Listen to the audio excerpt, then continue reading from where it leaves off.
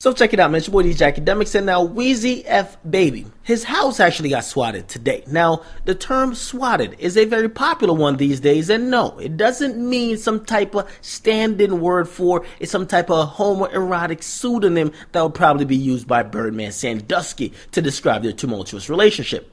But in fact, Lil Wayne, he has a Miami beach house mansion, and the keeper really got swatted. Now, first and foremost, Lil Wayne, he owns a 8-bedroom, 10-bathroom mansion in Miami Beach, which if you think about it, these motherfucking Negroes got more places to shit than they could sleep. 10 bathrooms, 8 bedrooms, which if you think about it even a little bit more, you're like, okay, now it makes sense because that's where he's getting all these goddamn shit metaphors from. Not only that, remember when he said, I got 10 bathrooms, I could shit all day?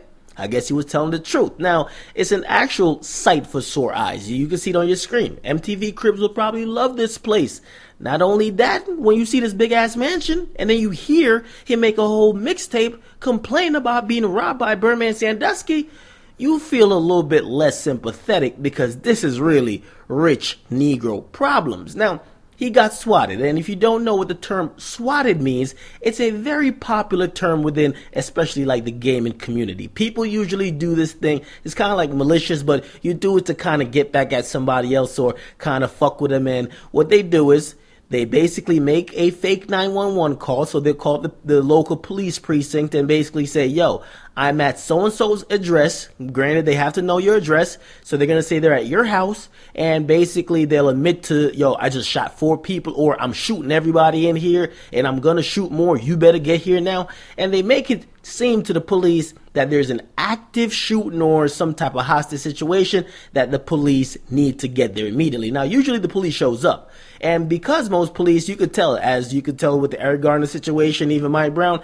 they're not that trained too well. They're not trained for to have that finesse. They come in, they're killing every fucking body. So what they usually do, they call the SWAT team if there's hostages or possibly other people that might be alive. Now, the SWAT team usually arrives, and then they usually check out the situation. Then they'll try to enter at some point. Now, you got to realize, right?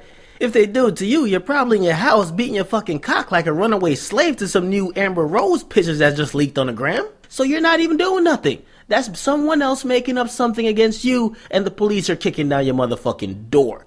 Now, this is what happened with Lil Wayne. So somebody made the call, the police, and then SWAT responded. And after about 2 hours, they realized it was a hoax. I mean, Lil Wayne wasn't even there.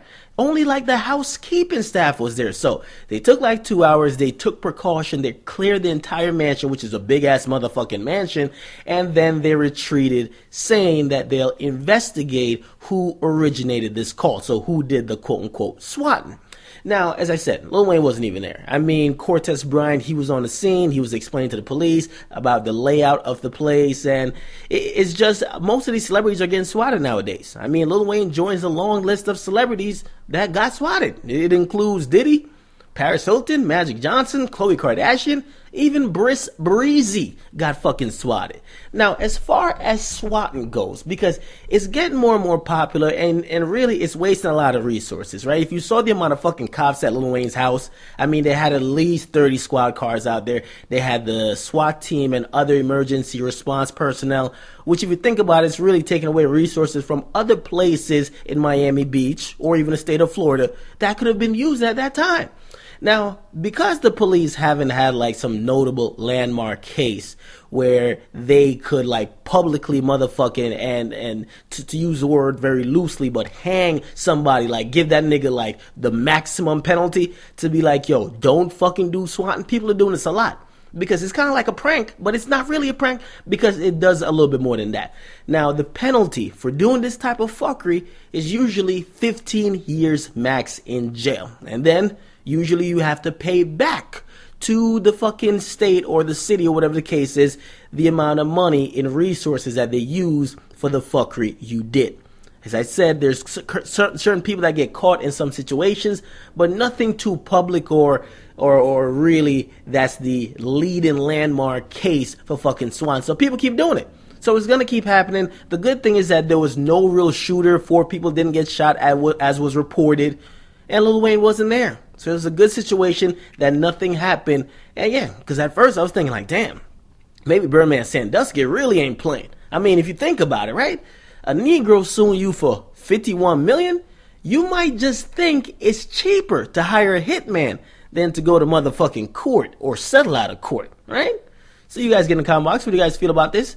And have you heard about this situation or this whole swatting with anybody else? Weigh in, Swatted Akademiks. I'm out.